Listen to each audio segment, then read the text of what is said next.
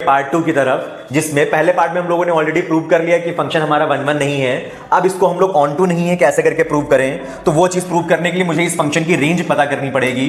तो हमारा फंक्शन ये है, तो इस फंक्शन की हम रेंज कैसे करके पता करें, चलिए मैं आपको सिखाता हूं। 2x upon 1 plus x square है, तो आप सबसे पहले इस वाले फंक्शन को y मान लेना।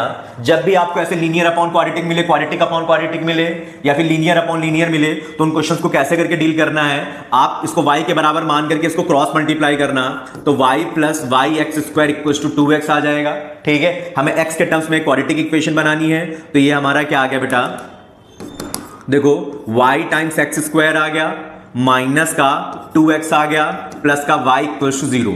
अब जैसा ही तुम्हारी x के टर्म्स में क्वाड्रेटिक इक्वेशन बन जाएगी, इसका डिस्क्रिमिनेंट तुम greater than equal to 0 put कर देना।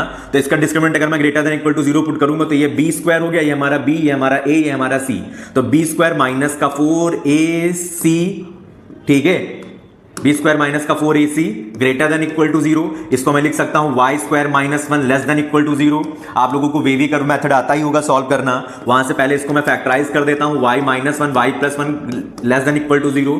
यहां पर हमारे दो रूट्स आ गए प्लस माइनस 1, हमने वेव कर्व मेथड बना दिया। यहां पे निगेटिव होगा क्योंकि नहीं यहां पे पॉजिटिव, यहां निगेटिव, यहां पॉजिटिव होगा, तो हमको क्लियरली पता चल रहा है ये फंक्शन निगेटिव कब होगा, -1 से 1 के बीच में। -1 से 1 के बीच में ये हमारी क्या आ गई, इस फंक्शन की निगेटिव होगा, मतलब यही हमारी y की वैल्यूज आ गई।